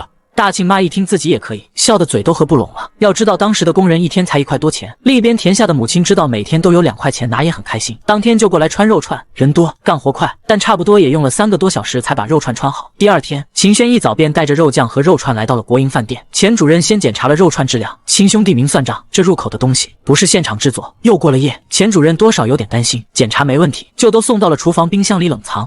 大兄弟，我觉得你这个方法可行，找农村妇女加工，省时省力。是啊，我主要是想抽出更多的时间发展其他东西。发展什么东西？秦轩一笑，拿出罐头瓶，在钱主任面前晃了晃，尝尝。这口味可以啊，你从哪里弄来的？我自己加工的。钱主任再次震惊，对秦轩竖了个大拇指。上次做西餐已经让他认识到，他认识的这个兄弟是个牛人。我想托你帮个忙，给这玩意申请办厂的手续。这是要大干？当然，这玩意放在哪里都能卖钱。现在厂里工人每天吃食堂，早都腻歪了，时不时的来一勺子这个，也算改善生活了。那你算找对人了，这玩意办手续我有熟人，不过现在好像发放的不多，只是试点。好办，就不找你帮忙了。老钱对秦轩的话很受用，找他办事就应该是不好办的事，这回正好不忙，他骑车就去找熟人去了。而秦轩则是跑到了城西化肥销售点去见了二庆。怎么样？昨晚有送化肥的了，一共有5辆车来过，但是每辆车都只装了小半车，车牌号都记下了。干得不错，兄弟，去睡觉吧，晚上跟我一起干活。秦轩又塞给二庆30块钱，二庆也没拒绝。等秦轩回到国营饭店的时候，钱主任已经回来了。答应了，就是你要有厂址才好给你批手续，再准备这些材料，弄好以后交给我，我去给你办。别人申请要1个月，我3天给你搞定。谢谢老哥了，需要多少费用？给我说个数。不用花钱，这家伙好吃，也不知道从哪里听说了饭店会做西餐，可能要安排他一顿。小事，你帮我约一下时间，我来做。两人聊完，秦轩也到了出摊的时间，再次来到化肥厂门口。让他惊奇的事情出现了，化肥厂门口他每天烤肉的地方已经支起了一个烧烤摊，一个20多岁的小伙子正微笑看着他。秦轩看了看那家伙的炉子，跟自己的很像，又看了看里面烧得通红的炭，忍不住笑了。他知道这玩意没啥技术含量，早晚会有人模仿，只是没想到来了个4不像。给我来20串。好的，厨子，稍等。摊主微笑回应，还向赵强眨眨眼，明显又是赵强找来找秦轩麻烦的。这手艺可以呀，肉块也大，以后可以天天来。这地方我罩着的，生意肯定比某些人强。谢谢大哥，大哥一看就是有身份的人。我这肉串保证肉块大，吃得香，不辜负您的照顾。这两人假装寒暄，路过的人听到新来的肉串大，就都停下脚步。给我来3串，要卷饼的。我也要3串。我也要。我也要。姓秦的，我把你生意都抢光，看你还怎么嚣张。这啥玩意这么难吃啊？没熟，老板，你这是烤的啥玩意？都不熟你就给我吃。看着吐出的肉串还带血丝，气得赵强想掐死胡兵。不用想他就知道，这个家伙没按他的要求在家练。没熟嘛，都快烤焦了呀！把我钱退给我，我不要了。我的也退了，你正好还没给我卷。有交了钱没拿到肉的也说话了。远处秦轩微笑看着旁边发生的一切，赵强看向他，他还给赵强伸了个小手指。你是怎么烤的？这个我也不知道，都要烤焦了，怎么会不熟呢？这个家伙着急解释，都忘了隐藏身份了。赵强一听这人喊他赵哥，更气了，赶紧撇清关系，让这家伙退钱。退钱？麻辣的，收拾摊子滚蛋！这胡兵哪里敢不退钱，给所有人退了钱，便开始收摊。嘿，兄弟，炉子卖不卖？我回收。滚蛋！不卖就不卖，怎么还骂人啊？你家大人没教你礼貌吗？胡兵一听，火气更大了，把炉子往地上一扔，就冲向了秦轩。可是炉子里的煤炭还没有完全熄灭，他这一扔，直接迸飞，躲闪不及的人被烫得嗷的一声，四处乱窜，其中就有赵强，他裤子被烫了个窟窿，抖着腿在地上蹦跳，疼得龇牙咧嘴。厂门口的2个保安一看自己队长受伤了，赶紧过去查看。看我干啥？麻辣的，给我打！2个保安把傻眼的胡兵放在地上开始暴揍，一看打起来了，几个受伤的也冲了进来，把胡兵打得鼻青脸肿才停手。你把炉子卖我不就没这事了？战斗结束后，大家还是到秦轩这里来买肉，没有对比，永远不知道哪家好吃。这么一比，秦轩的生意更好了。时间来到晚上，秦轩让大庆带着父母先回家，自己和二庆、孙三蹲守在西城的化肥销售点，他们要等销售点的负责人丁奎。没一会，那丁奎就拎着一个破麻袋，骑着自行车就出来了。他先是去了附近一个土坯房的院子，再出来，手里麻袋已经不见了。秦轩让二庆跟上他，又等了一会，一个中年人拉着一个拾荒的板车出来，朝着化肥厂方向走去。到了化肥厂家属院，停在一个家属院平房门口，拎着麻袋就进了院子。秦轩断定麻袋里是钱，这应该是放钱的地方了。留孙三继续蹲守，自己则跑到胡同口打听赵厂长家怎么走。秦轩猜对了，这家正是赵副厂长家。这赵厂长胆子挺大，竟然把钱放家里。摸清情况，秦轩便带着孙三来到招待所。没一会，二庆也赶了过来。我跟着丁奎，那家伙见了个女人，2人腻歪了1个多小时，那动静都快刺激死我了。轩哥，你得补偿我，我一个大小伙子，耳朵都快听怀孕了。怀孕我也得给你打掉。说正事。他在房间待了1个多小时，然后就走了。走了之后我也没跟着他，我觉得这女人可能有情况，穿的花枝招展的，不像个好人。让你跟着丁奎，你不会盯上他女人了吧？你别急啊，轩哥，我在那女人门口待了半个小时，你猜谁来了？这谁能猜出来？你快说重点。赵强，这家伙竟然也来找那女的，然后2人也哼哼哈嘿了几分钟。我的天，这么刺激吗？如果那女人不是做皮肉的，而是赵强或者丁奎其中一人养的女人，你们猜会怎么样？那2兄弟不得拿刀砍起来？对头，明天继续盯这个女人，了解一下她的背景，保证完成任务。行了，都睡觉吧，明天还得干活。说完，率先走回房间。第二天，二庆去蹲守那个女人，秦轩则是找到王军，将他这2天调查赵强的事简明扼要说了一遍。他们竟敢倒卖化肥，这可都是国有资产。我本来就是跟他儿子有矛盾而已，没想到扯出来条大鱼。这事你打算怎么办？我想听听你的意见，毕竟你对化肥厂熟。马厂长为人正直，值得信赖，也对我有恩，但是他还有1年退休，这时候出这个事一定会影响他。我给你介绍个人吧，是我部队的老领导，现在在市委负责纪检。你认识纪检大领导就好办了，但我有个要求。你说。给马厂长一个自己处理的机会，双管齐下。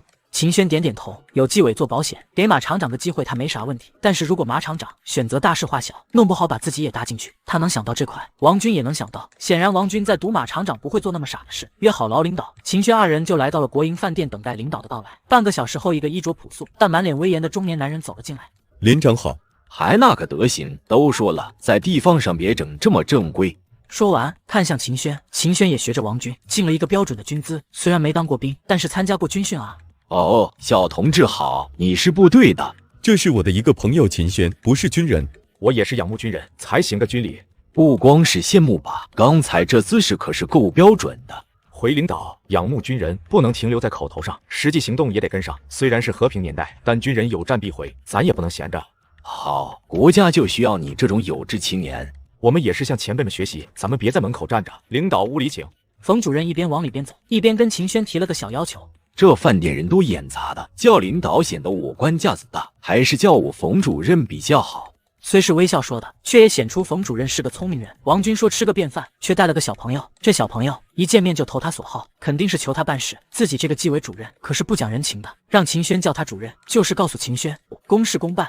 今天找我来，一定是有事吧？的确是有事找领导，但这是不涉及个人，是维护国家利益的事。一听说维护国家利益，冯主任放下筷子看向秦轩。秦轩整理了一下语言，就把这2天调查的事情说了一遍。这些人把化肥厂当成自己家的了。小轩啊，干得不错，这是知道第一时间找组织，我得表扬你。不过下次再见到有腐败分子，尽量不要私自调查，你的人没受过训练，万一有啥事，你后悔都来不及。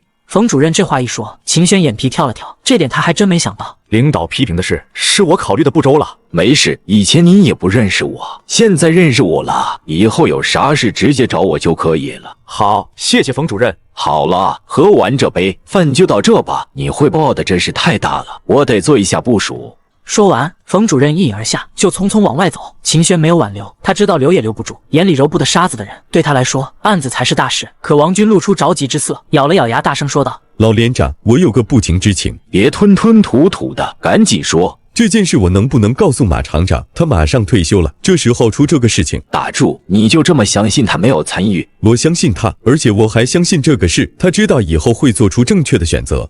冯主任皱了下眉头，显然在思考。屋里安静下来，王军眼巴巴等着冯主任的回答。1分钟后，冯主任点点头，但是表情很严肃。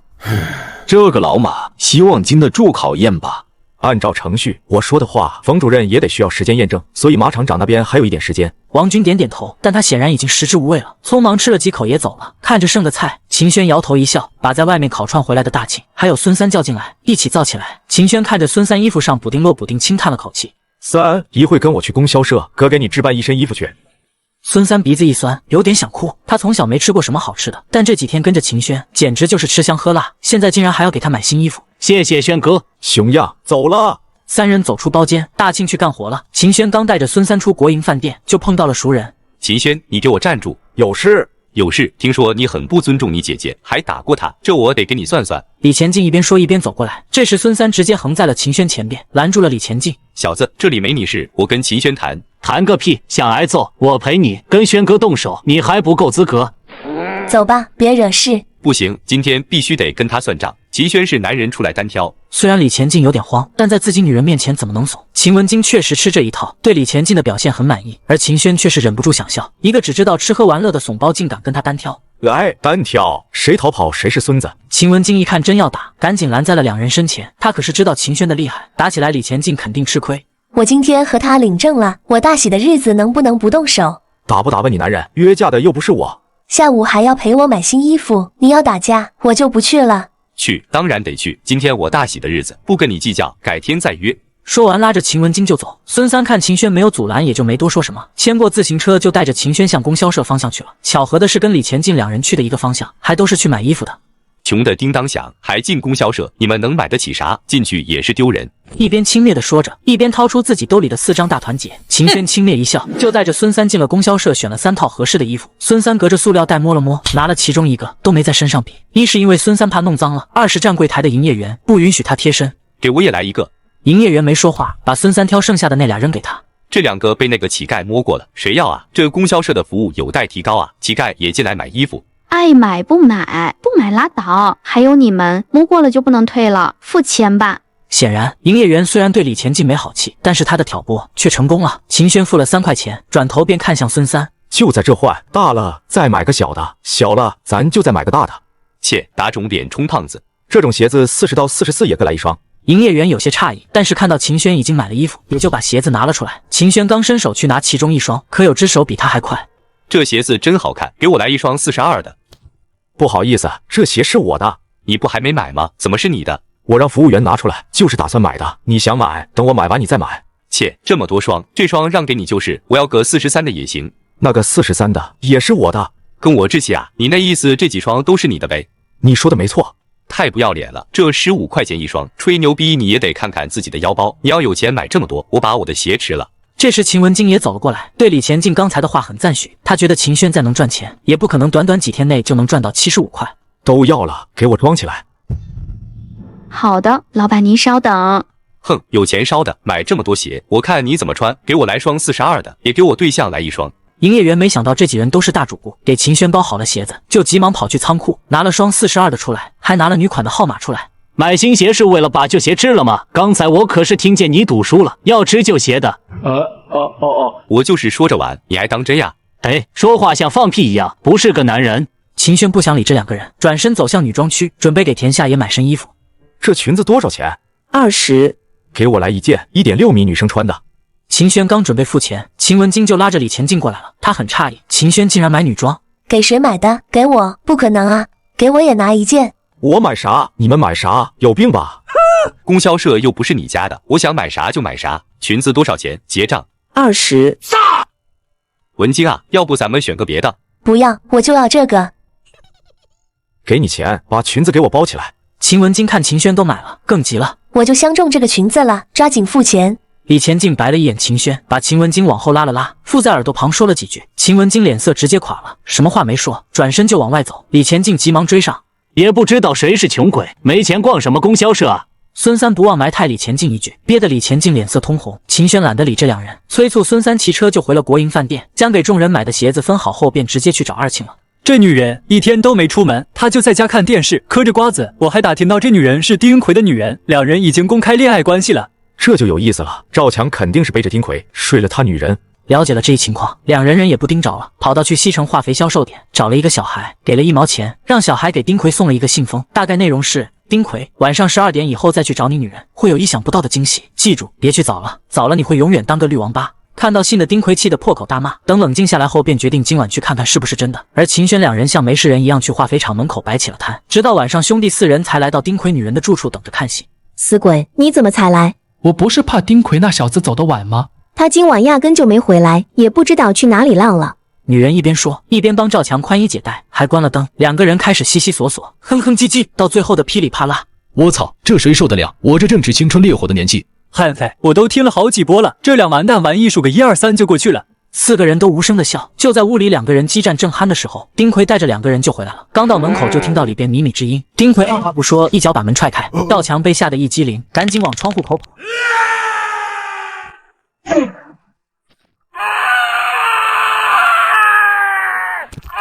麻辣的，我弄死你！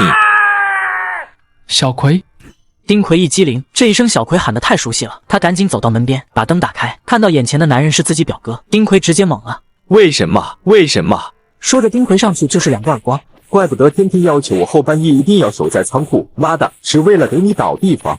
别打了，再打就出人命了。麻辣的，你个烂货，竟然勾引我表哥，你对得起我吗？说着就冲过去，骑在女人身上抽打。趁着这个功夫，赵强努力站起来，捂着自己伤口往外跑，只是刚下楼就倒下了。这时秦轩也从暗处走了出来，本来他是想今晚看哥俩大战，不管是谁输赢，他都会把赵强套上麻袋打一顿，但是结果出人意料，丁奎竟然这么狠，进屋直接动了刀子，这明显是要置人于死地。你赵强明显认出了秦轩，气得想说什么，但张嘴却说不出来话。而秦轩一笑，什么话没说，做了一个小手指向下，然后又摸脖子的动作。这是赵强2天在厂门口不停向他做的挑衅动作，秦轩都如数还给他。走，我们快点离开这。第2天一早，秦轩刚吃完饭，杨书记就来找他了。公社林书记已经同意了，公社全力支持，而且这块地将来都可以转成工业用地。秦轩没想到杨书记这么上心，昨天才让杨书记帮他申请用废旧的知青点建厂，今天就有答案了。谢谢您，杨书记。对杨书记表示了感谢，秦轩就带着3兄弟来到了知青点。兄弟们，以后这里就是我们的根据地了。什么根据地？我要在这里建一个食品厂，你们好好干，干好了我给你们分股份。那我们岂不是都能当工人了？当工人还是当老板，那得看你们自己。今天不出摊了，抓紧跟我一起打扫吧。 4个人忙活起来，因为大半年没住人，里面很脏，所以一直打扫到晚上才收拾的差不多。这时下班回来的田夏也给众人带来了2个消息：赵强抢救无效死亡，赵厂长也被抓了。听厂里员工说，马厂长是带着保卫科在医院抓走的赵副厂长，当时赵副厂长正抱着赵强哭呢，而且厂里也抓了不少人，听说都是与赵厂长一伙的，盗窃厂里化肥。这个马厂长也挺狠的，都不让人家送自己儿子最后一程。 不过这些事不是秦轩关注的重点，他的心思都放在厂子里了。接下来几天就是装修，一忙活1个礼拜过去了，其他人都各司其职，但只有秦轩每天傍晚都会消失1个多小时。你白天那么多活，晚上就不要来了。那不行，天黑的越来越早，你下班天太黑了，不安全。那新开厂子用钱的地方多，不用每天都这么吃吧？我觉得1周吃1顿肉就够了。那不行，光猪蹄每周都要吃2顿啊？为什么？不为什么，必须得吃。 秦轩一边说着，一边看田下某处。虽然看着不小，可谁又不希望更大呢？你个流氓！2人在路上打闹着，很是开心，而有人欢喜，有人忧愁。另一边的秦家院子里就个个唉声叹气。有钱有啥了不起？就他那个学历，那个智商，要不了多久就得赔光。我看也是，毛都没长齐，还学人家做生意。 关键是村子里那些人全都向着他们说话，还说我们有眼无珠，曾经被我们看不起的长工，还有废人要开厂子了。夸就夸呗，碍不着我们啥。关键是嘲笑我们，有些丢人。再他妈丢人还有你丢人，滚回屋里去！以后娘说话你给我少插嘴。秦丽恶狠狠地瞪着杜三桥，他一听到丢人这个词就想原地爆炸。这些天他都不敢出门，一出门就觉得那些人在窃窃私语，称呼他为活王八。千金，你能不能干点正事？明天你去城里看看秦轩干的啥，学一学他怎么赚钱的。他不是天天在知青点建厂子吗？我是说他安排的那几个小年轻每天都去城里赚钱，你去查一下，看看他们怎么赚钱的。我明天陪你一起去。最好把他的生意搅黄了，咱们家自己干。说干就干。第二天，李前进两人就在二庆摊位的不远处观察，二庆也没搭理他们，不过回去便将这件事告诉了秦轩。没想到赵强死了，又来一个。好了，都累了一天了，回家休息吧。二庆离开，秦轩便准备回房休息，可刚进屋就听到父亲大吼一声：“跪下！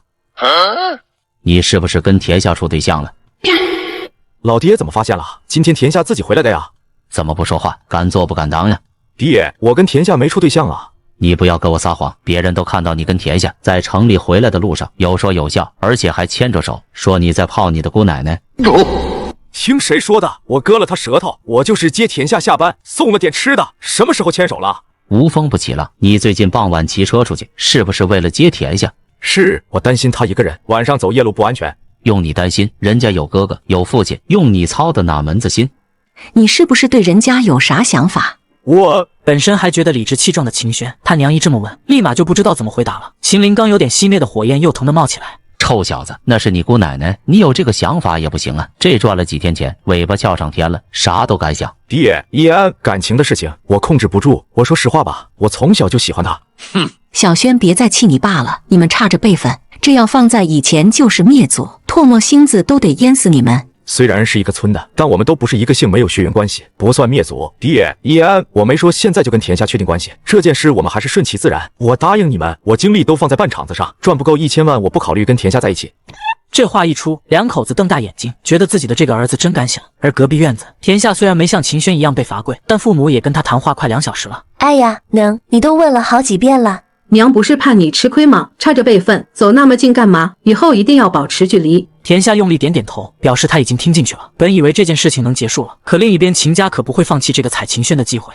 明天你们都出去给宣扬这事，让这王八羔子在村里待不下去，最好被所有田姓的乡亲们打出村子，厂子也办不下去。一屋子听到老太太这么说，都露出灿烂的笑容，第二天便行动了起来。而秦轩并不知道这个，大清早的就赶往了供销社进货，一袋袋黑豆，一袋袋辣椒，全都往车上装，6辆马车装得满满当当，一起赶回了厂子。看到这么多粮食运进厂子里，村民才真正意识到，秦轩已经是这个村里首富了，充满了羡慕。而坐在树荫下埋汰秦轩和田夏的老秦太太却脸色阴沉，她唾沫星子都说飞了，就是无人相信，更有人说她这是又想害自己孙子。而秦轩可不知道这些，他组织人卸货，又把所有人集合到一起。我现在教大家做豆豉，谁学得快，做得又好，谁将会得到奖励。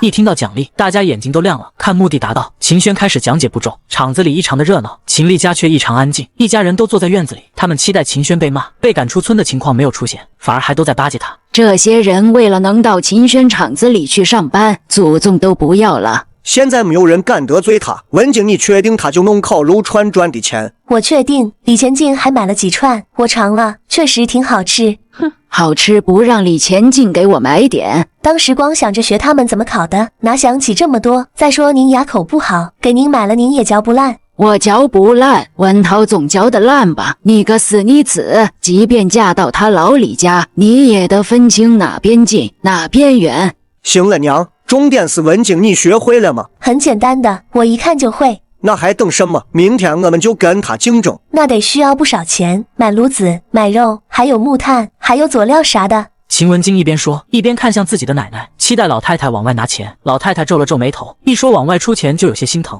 得要多少啊？差不多得50块钱吧。那能需要这么多？你是不是当我傻？奶奶，我怎么会骗您呢？您不知道，那木炭很费钱，还有特殊的调料。老太太很是不舍，但是还是叹了口气，拿出了50块钱递给秦文京。秦文京笑盈盈地接了过来，他早就算过了，成本也就20块钱就能干，闭着眼睛赚老太太30块。再说了，他明天找李前进出成本钱，连20都是自己的。明天去找李前进，让他跟你一起去，这钱让李家出。奶，再有1个礼拜就到了结婚的日子了，李全进回家准备结婚用的东西了，没空跟我去。没空也得抽空，这事就这么定了。明天早上你就去找他。秦文京很懊恼，到手的钱竟然飞了。翌日上午，第一批玻璃瓶送到了厂里，白色工作服也全部到位。秦轩让大家穿戴整齐，并要求大家按照食品安全生产制度规范自己，然后就开始分组制作。中午11点半，5大锅牛肉辣酱全部制作完成，然后灌装、贴标签。我们第一款产品正式下线了，也标志着我们厂正式投产了。所以接下来几天，大家多付出一点，尽快熟练自己的工序。为了给大家鼓励，也为了图个吉利，每人发1个红包。说着，秦轩拿出一大把红包递给王秀菊，让她给大家发下去。本来以为只有几毛，哪成想每个里头都是2块钱，这可把大家都震惊到了，纷纷表示感谢。就在秦轩让大家解散的时候，一辆面包车缓缓停到厂门口。国营饭店前主任、供销社沈科长下了车，开车的还是王军。老弟啊，你不地道，开业都不说一声。是啊，弄得我们只能不请自来。我这只是第一批产品下线，没正式开业，要不然能不请你们吗？我以为今天开业，还好我没请马厂长，要不然得闹笑话。哈哈，既然来了也不白来，正好尝尝刚这下线的产品。3个人被秦轩请进厂区，所有人穿的白色工作服，生产车间更是一尘不染。沈科长忍不住的点头，他是供销系统去过不少食品厂，但能像秦轩弄得这么干净的还是头一次见到。秦老板，这辣酱你打算怎么卖？先跟个大厂合作，等他们吃出味道来，我就不愁销路了。这样销售刚开始没问题，但是后期不一定稳定。那正好沈科长是行家，您给指导指导，我该怎么销售？跟我们合作，供销系统每天出货量稳定，而且量也很大。辣酱不像米面油，是生活必需品，恐怕也卖不多少吧？那你可说错了，我把它放在明眼处，肯定有人买的。这么好的产品，他吃一次就会给你宣扬出去，慢慢销量就会上来了。哦，沈科长考虑的不错，只要放在明眼处，肯定会有销量。可是沈科长，我这个产品要统一零售价，不知道供销系统能不能接受？这个不太好办，你为什么要统一价格？供销系统当大爷当习惯了，国营大厂可以要求他们，秦轩这种小厂还想牵着供销社鼻子走，那他们怎么愿意？接下来几年，国家经济飞速发展，会有很多的私营企业成立，这其中会有商场、批发部，甚至将来会出现自选超市。我现在不规范价格，到时候再规范那就比较难了。同时，各个销售点销售价格不同，也会给老百姓造成不好的消费体验。秦轩一番话说的有理有据，让沈科长陷入沉思。他不明白超市是什么东西，不过自选2个字他明白了，这是一个大胆的想法。但是供销系统的零售价，如果由供货商定价，需要汇报。我是真想现在就拍板跟你合作，但是你要求由你们定价，就不是我一个人说了算了。没关系，沈科长，我再给你介绍一下返利，您看合不合适再做决定。我打算零售价定在1.5元，给咱们供销系统的返利是3毛，这是不是有点太高了？您指的是定价还是返利？都高，1斤面才2毛多，你这一瓶辣酱就1块5，不好卖吧？营销的事情我会替你们解决，我这边会有承诺，进货超过3个月，如果供销社卖不出去，我这边原价回收。你说的是真的？当然，我这是谈生意，又不是小孩过家家。你都敢承担风险，供销社也没啥顾虑了。先供销社这边先进5000瓶，那就多谢沈科长了。这不是应该的吗？沈科长笑得灿烂，3毛钱的返利太高了，1斤面才赚2分钱，卖15斤的利润才能赶上1瓶辣椒酱，卖不出去还可以退，这旱涝保收的买卖没有理由不做。这么半天，你们俩谈完了吧？肚子都饿了，一起去喝一杯。那走吧，我这今天光忙着生产，也没啥做饭的食材，就去你那里吧。说着，几人就朝门口走去。快到门口时，秦轩又让人往车上装了3箱辣酱。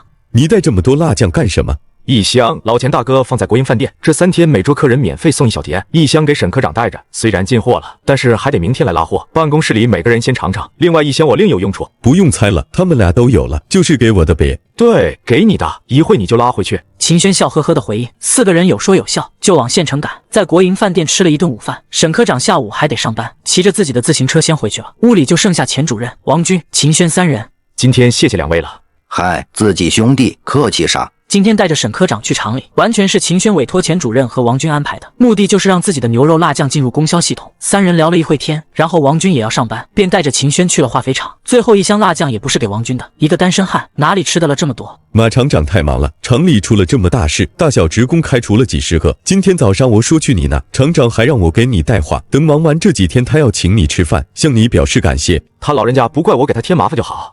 稀客，我还没登门向你致谢，你自己反而来了，快坐。嗨，谢啥？我也是因为私事才发现了猫腻，没给您带来麻烦就好。你要是不说，那才是添麻烦。马厂长始终握着秦轩的手，能看得出来他是真感谢老冯给他开了后门，举报的名头挂在了他头上，要不然一个管理不完善的罪名肯定跑不了，他郑厂长的帽子也就不保。我今天来找您是来给您送东西的。王军大哥应该跟你说了，我办了个食品厂，今天刚下线第一批产品，带过来1箱给您尝尝。你这太客气了，生产的什么？我看看。马厂长走到了箱子跟前，王军赶紧打开，拿出了一瓶辣酱递给马厂长品尝。行，真香，这味道还很有嚼劲。这是你自己研发的吗？是的，这玩意就是配馒头、米饭吃的。产品不错，看来你在吃的方面很有造诣啊。你这辣酱我很喜欢，谢谢了。不客气，那我东西送到，先走了。您老太忙，我就不多打扰了。那让小王送你，我就不多留你了，我这还赶着写报告呢。忙完这几天，我请你到家里来做客。好。秦轩再次跟马厂长握手告别，一点没提辣酱进厂子的事。王军很纳闷，刚上车就忍不住问道：正事你怎么没提？提什么正事？辣酱啊，不让厂里食堂和小卖部进货了吗？不用提，等你回去就知道了。王军不明白，挠了挠头。果然，等王军回来，马厂长就让他找采购科。马上中秋节了，今年职工除了每人2包月饼外，再每人多加2瓶辣酱。这命令一下，王军都愣住了，想了半天才想明白，这属于人情生意，不需要过多语言交涉。